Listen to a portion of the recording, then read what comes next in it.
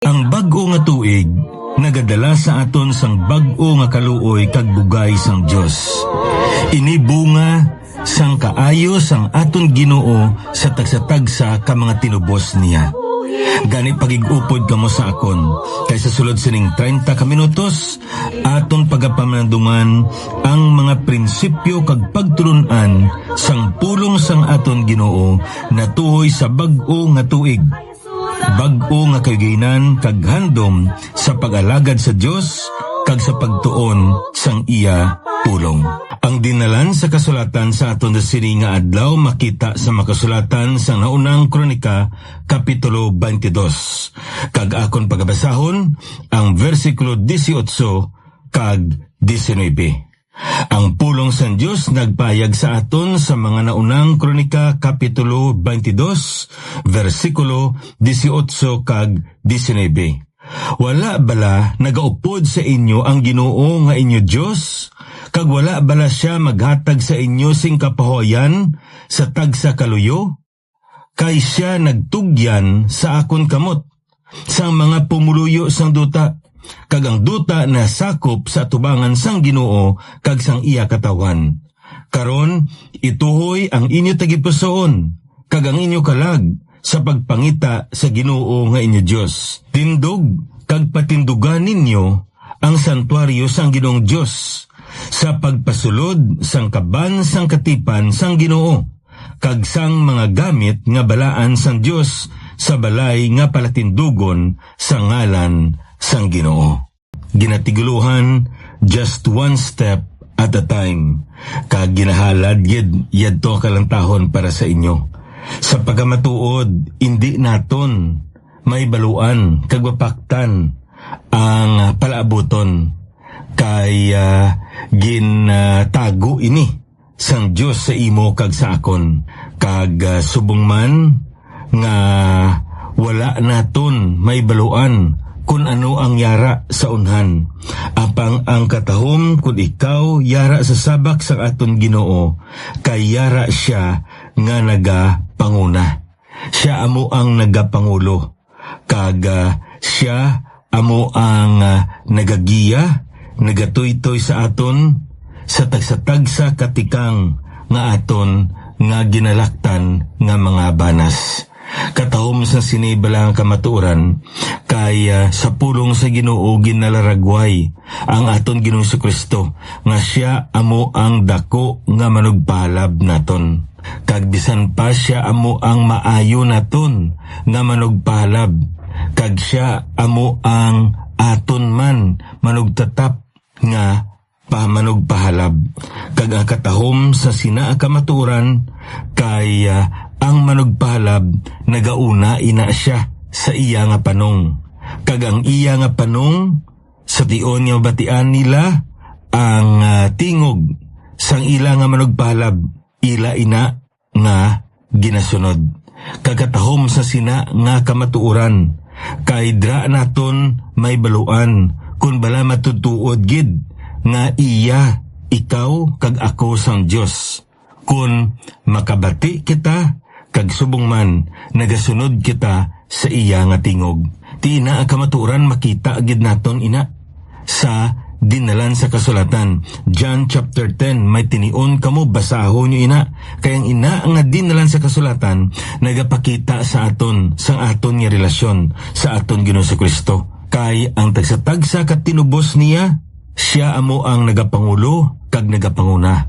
Kag ang tagsatagsa ka mga tinubos niya nagapamati kag nagasunod sa iya tingog bilang ilang manugpalab. Amo inigali nga sa Palestine, sa Israel, Middle East, may baluan mo kuno kung ang ina nga tawo manugpalab ina siya, o kun ginatawag naton butcher, manug-iyaw ina siya. Kay ang manugpalab nagauna ina kag ginasunod sang iya nga mga karniro. Kag ang padulungan amo ang madabo nga hilamon agud nga makahalab sila. Sa piyak kabahin ang manug-iyaw yara siya kuno sa likod sang panong kag iya ina nga ginatabog ang panong padulong sa slaughterhouse o kon sa ilyawan. Ti ang paglarawan diri sang pulong sa Ginoo sa aton amo sini. Nagauna ang aton Ginoo sa Kristo, nagasunod ikaw kag ako. Kag nga paagi sa aton nya pagsunod, dra may baluan kun bala iyagid ikaw sang Dios o kon indi. Kun bala nagtuo gid man ikaw sa Dios o kon wala. Kun bala may ara gid ikaw sing kaluwasan o kon wala. Kati na ibaluan ato no nga kun aton gani yaw si saon sa pulong sa Ginoo, nagambal dra siya nga hindi tanan-tanan nga nagapanawag sa iya Ginoo makasulod sa iya nga ginarian. Tiyang kamatuoran dra nga makita naton yung musini ang ihibalo hindi inatuman nga makaluwas sa imo kag sa akon, kun hindi ang pagtuo naton. Kag amo ini nga kun aton nya nga lantawon sa pulong sa Ginoo, importante gid nga ini tanan-tanan ginbugay ini sang Dios. Ang kaluwasan nga imo kag akon nga naangkon, iya ini nagikan ini ang gintunaan sini amo ang aton nga Dios. Kang katahom diri kay nabaton lamang naton ini. Ini tungod sang dako agugma sang aton nga Ginoong Jesucristo.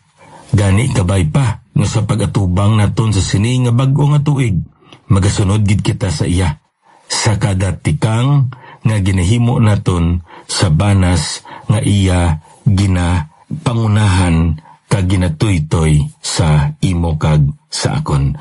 Just one step at a time. Now bag-o kita magatuon kag magapamanandong sa pulong sang aton ni Ginoo, kon may ari dira sa inyo nga nagapagigupod sa aton ni broadcast apang wala pa ikaw sing Biblia nga ginatamdan. May mga kopya kita dira sa mga Biblia nga pwede naton mapanghatag ini sing libre sa inyo. Ang amon gid nga pangabay sa inyo nga ipadala ninyo ang inyo kompleto nga address kag kompleto ninyo nga pangalan, kay aton gid ina atinguan nga mapadalaan kamo. Kay importante gid ang pulong sang Dios nga hindi lamang naton mapamatian kundi aton gid nga mabasahan kag matun-an pagid sang maayo. Kay paagi sini nagatubo kita sa aton ihibalo, sa aton ipagtuo sa aton Ginoong Jesucristo. Now magaparayon kita diri sa pagtuo naton sa pulong sa aton ni Ginoo kag ang aton subong series New Year, New Yearnings. Kag isa diri kabutang nga aton nga ginahimo amo nga ginatan-aw naton ang nagakalain-lain nga makatawhan sa pulong sa Ginoo, nga sa diin ang Ginoo naghatag sa ila sang pinasahi nga kahigayonan nga mangin isa sila sa mga pinili sang Ginoo nga magkapot sa pagpangulo sa katawan sang Israel. Kag ini bag-o ini nga kapitulo sang ila kabuhi. Magalakat sila sa dalan nga wala nila ginalaktan sang una. Pangabudlay sila sa isa ka buluhaton nga wala nila ginpangabudlayan man sang una. Mga butanga ila na ma-eksperyensyahan nga wala nila ma-eksperyensyahan sang una. Bag-o ini nga butang sa ila. Kag paagi sini aton makita ang mga nagakalain-lain nga mga laygay sang Ginoo kag sang mga Dios nun nga makatawan nga malapit sa ila kung paano nila pagatubangon ang ini nga bag-o nga eksperyensya, bag-o nga dalan, bag-o naman nga kahigayonan sa pag-atubang sa mga buraton sang aton ni Ginoo. Kag amuman ini sa aton subong. Bag-o ini nga tuig, bag-o naman ini eksperyensya, bag-o naman ini nga oportunidad sa pagpangalagad. Ano ang ginalaygay sang Ginoo sa imo kag sa akon sa pagatubang naton sini? Sa sini nga pagtuon naton, padayuno naton ang aton ni ginsugdan mga 3 na kahugna sang aton diri nga series na tuoy sa kay Solomon. Kag sa ginambal naton katulad sa kay Solomon, may bag-o kita nga eksperyensya nga ginaatubang. Si Solomon naibaluan naton isa sa ka prinsipe nga nangin hari kag nga ang ini nga katungdanan nga ginhatag sang Ginoo sa iya, wala niya pa ini maeksperiensyahan. Bag-o ini sa iya, kag tungod sini, kinanglanon niya nga malagayan siya, agod nga paagi sini matuytuyan siya kung paano niya atubangon ang ini nga bag-o nga eksperyensya katungdanan hilikoton nga gintugyan sang Dios sa iya. Kag nga siya amo ang magapangulo, magahari sang nasyon sang Israel, sang katawan sang Dios. Di sa nagligad ato na nga nakita ko maisa pa kabutang nga maayo sa panahon ni Solomon amo nga sa iya nga pagginahom ko sa ato subong sa iya nga administrasyon bilang hari sang ginatog naton United Kingdom. Isa pa ang ginarian sa Ginoo kay pagkatapos niya hari sini kung madumduman niyo pa napihak ang ginarian. Gintawag naton ina nga Northern Kingdom kag subong man Southern Kingdom. The Kingdom of Israel and the Kingdom of Judah. So ano ang isa kabutang nga aton nga nasapuan kag natun-an? Israel reaches its peak as a kingdom during the reign of Solomon.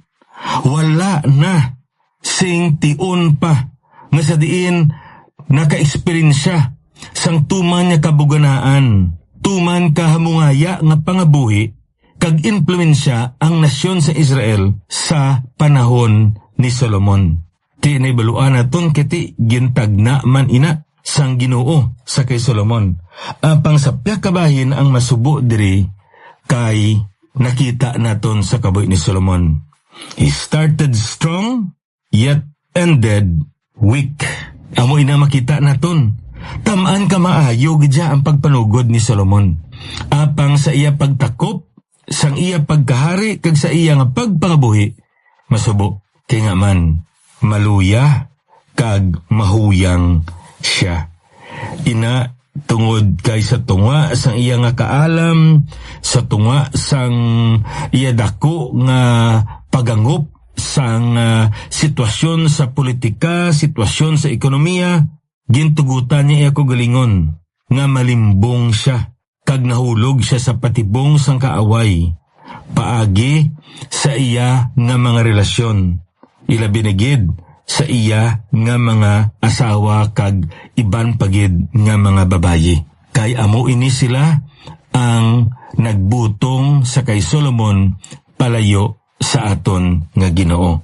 Kag sang nagpalayo kag nagtalikod si Solomon sa aton ni Ginoo, dra niya na-experiensyan ang isa ka madulom nga pagpangabuhi. Makita naton ina sa Book of Ecclesiastes kay amo ina ang libro nga ginsulat niya sang nagahinunod na siya sa iya nga pagpangabuhi. Kag tungod sini diri naton makita ang dako nga kasulubon kag subong man sang paginulsol ni Solomon sang iya nga pagpangabuhi. Ti kun aton nga lang tahon no, aton nga ususaon ang tion nga ginbutang siya sang Ginoo kag subong man ang tion nga gintugyan sang Ginoo sa iya ang ginarian sang Israel sa talos sang iya nga amay. Ang ini nga dinalan sa kasulatan makita naton 2 Chronicles chapter 1 verse 7 to 12. Kag amo ini ang ginambal sa sini nga dinalan sa kasulatan sa aton. Sa sadtong gabi ang Dios nagpahayag kay Solomon kag nagsiling sa iya, "Pangayo ka kung ano ang ihatag ko sa imo." Kag si Solomon nagsiling sa Dios, "Nagpakita kasing dako kag malig-o niya paghigugma sa kay David nga akon amay, kag naghimo sa akon nga hari sang talos niya. Karon o Ginong Dios, palig-una ang imo saad kay David nga akon amay, kay ginhimo mo ako nga hari sa isa ka katawan nga kaangay sang yabok sang duta sa kadamuon.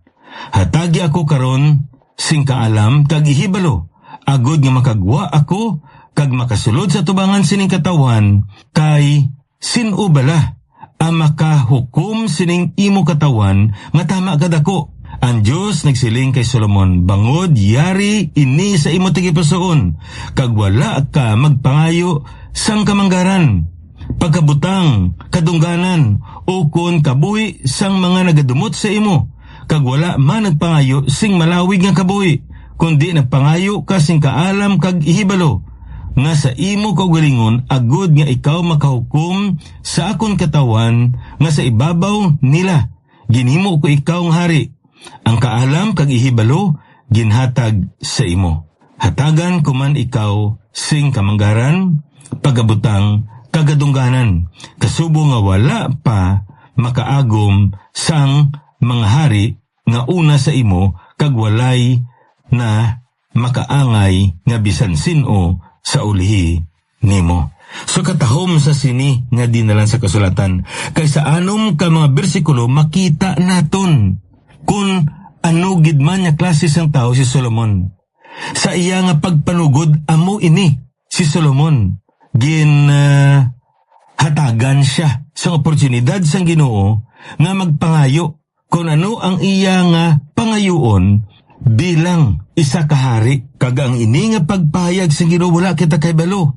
Ayhan ginatilawan sang Dios si Solomon. Ayhan gusto sang Dios nga ipabatsyagid kisa kay Solomon nga wala siya sing sara nga mahimo kung hindi siya magpalapit sa iya. Kag nga ang tanan-tanan nga iya nga naangkon kag ginaangkon kag angkunon pa sa palabuton, iya ini tanan-tanan sang Dios. Kag paagi sa sini nga pamangkot sang Ginoo sa iya, nakita naton kung ano nga klase sang tao si Solomon. Kung aton bala nga usisaon, no? Kung katulad ina sa bunga, ginpanitan ang ina nga bunga. Kag naibaluan kung ano nga klase siya sing bunga. Ti amo ini, ginpanitan si Solomon paagi sa sini nga pagpahayag sang Dios kung ano ang gusto niya pangayoon. Kag paagi sa ginpangayo ni Solomon na ibaluan naton kung ano siya nga klase sang tao. Di ano si Solomon? The king who started strong and ended weak. He started strong. Kag amo niya ang leksyon niya para gid sa aton. Wala sa panyat leksyon man naton niya dapat naton likawan. Pero amo ni ang leksyon niya dapat naton man nga handumon kag himuon. Ano ini? Kung aton nga lang taon sa pulang sa Ginoo isa ka butang nga makita naton gid sa kay Solomon. He desires to assume the throne. Amo ni makita naton sa versikulo 8. Sang ginhambalan sa sang Dios, Solomon, pangayo ka kung anong ihatag ko sa imo. Ano ang iyadra nga sabat? Naibaluan ko Ginoo nga imo ako nga gintangdo nga manginhari sa sini nga mga katawan, tamaan kadako nga katawan, tamaan kadamo nga katawan. Kag ini nga bulaton, ikaw ini ang naghatag sa akon. Kag tungod sini, may handom ko, nga tumanon ko, ang ini nga butang nga ginhatag nimo sa akon. Ang ini nga katungganan, ang ini nga responsibilidad. Katahom sa sini bilang kamaturan nga makita naton. Kay amo sini, kung may isa pa kabutang, nga dapat gid, nga aton gid nga ibutang sa aton pangunauna nga mo sini. Sa tion nga gintawag kita sang Dios sa pag-alagdan. Iya ikaw kag iya ako nga hatagan sing handom sa paghimo sa sini nga butang nga sa diin gintawag niya kita. Kung kaysa aton pangunauna hindi bala pastor si Moses, hindi bala mo to natabo sa iya nagpangindi masagani sa Dios. Paano ina nga wala siya gani iya sang handom gid? Kung aton isasaon sa pulong sa Ginoo may handom gid siya. Si Moses nga magpangulo kag subong man magtuman sang bulaton ni gintawag sang Dios sa iya. Apang nagapangduwa-duwa siya kung makaya niya sa iya lamang kaugalingon kay hindi siya maayo magambal. Kag daw wala sa iyang kapasidad. Pero sa pagkamatod kung aton nilang taon, sanggin patay niya yadtong Ehiptohanon nga nagasakit sang iya isig kaparyo nga Hebrew Ato palang daan makita nato niya may handom siya nga luwason kag buligan niya ang iya isig kapariyo nga Hebro. Ti amo ini ang makita naton. Bisan si Pablo, amo inaasang gintawag sa San Diyos, ano ginabal niya? Lord, what wilt thou have me to do? Amo ni ginabal adra sa aton, Binuhatan Kapitulo 9. Kay nga man, ara na ina nga handom. Amo na nga, bisan gani sa pagkapastor, he that desireth the office of a bishop desireth a good thing. Ti, kung ato nila ton handom, amo na kaimportante. Kaya nga man, kung wala kita sing handom, hindi man ina paghatag sang Ginoo sa imo kag sa akon. Kaysa paghatag niya sa aton, hatagan niya kita dra upod sang handom. Kung kaysa nagapamilibad kita, kay abita, ginatagan kita sang Diyos, pero wala niya kita ginatagan si kapasidad. Hindi amo sina. Whom the Lord calls, He enables. Di importante gid ini nga makita naton. Amo na iya sa kay Solomon diri, makita naton ang iya gid nga handom. Para sa iya, ang iya nga pagkari, hindi ni kay tungod siya amo ang nagadason sa iya nga amay. Sa pagamatod, madamo man siya sa mga utod. Ayhan, kung ng taon naton, may mga magulang pagid niya. Si Solomon. Ayhan, siya ang ginpili gid sang iyang amay. Kag ang ina nga butang, wala na iya ginsaliga ni Solomon. Wala na gambal si Solomon niya, Ginoo, salamat sa akon amay nga si David. Kay ginpili niya ko. Hindi natin na makita ang hambal na daga niya. Ginoo, lig-un na ang imo katipan sa akon amay nga si David.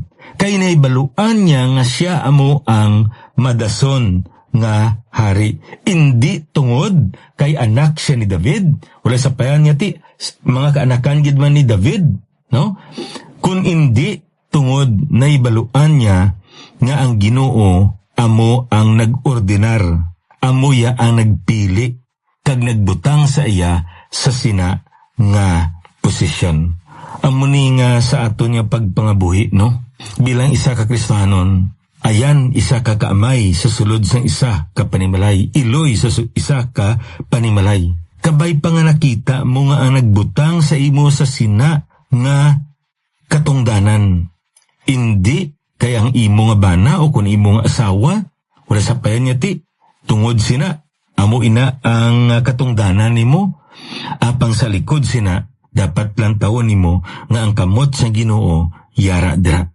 Kaya nga man lain gid, kay kung ginalantaw mo, nga nakaabot ka sa sina nga katungdanan tungod sa Ginoo, ikaw mismo, katulad sa kay Solomon, makumbinsi nga tungod ang Diyos ang nagbutang sinidri sa akon, paagi sa mga katawhan, siya ang magabulig sa akon nga matuman ko ang akon katungdanan bilang iloy sa sulod sa panimalay. Katungdanan ko sa akon nga bana, kagkatungdanan ko sa akon nga mga kabataan bilang iloy. Ti amo man ina, bisan pa sa sulod sa aton niya, opisina. Hindi naton paglantahon niya, tungod maayo kita mag-ubra, nakita sa Board of Trustees naton, nga maayo kita, nakita sa manager naton, nga maayo kita, gin-promote kita. Katulad sa kay Daniel. Sa kay Daniel, nakita niyang iya-promotion na halin sa kay Nebukadnesar, apang sa likod sini, ginagamit lamang sang Diyos si Nebukadnesar, agod nga matuman sang Diyos ang iya plano sa kay Nebukadnesar kag subong man sa Babylonia paagi sa kay Daniel. Amo ini dapat kita maglantaw sa aton niya nga pagpangabuhi. Ginhatag ini sa Ginoo sa aton na katungdanan, obligasyon, posisyon, bisan pagani, manggad, o kon mga butang aton ginapalagiyahan, kag sa likod sini, yara siya nga magabulig sa aton, nga aton ini matuman kung anuman ang katungdanan sa likod sini. Obligasyon sa likod sini, posisyon sa likod sini. Kaya nga man, katulad sa kay Solomon, tan-awon naton. It was not by lineage that he became the king of Israel in that particular period. Rather, because God ordained him to be the king. Kag tungod sina, nakita naton sa pagpanugod ni Solomon tam-an gid katahom. Kag nga ang bilog nga Israel nagmangin matin-ad nangin matawhay kag hamungaya mod ang Ginoo nagpakamaayo sa kay Solomon bilang ila nga hari. Kag amuman ini sa imo kag sa akon. Pakamayuhon sa Dios ang aton kabataan. Pakamayon sa Dios ang aton opisina. Pakamayon sa Dios ang aton nga mga abyan.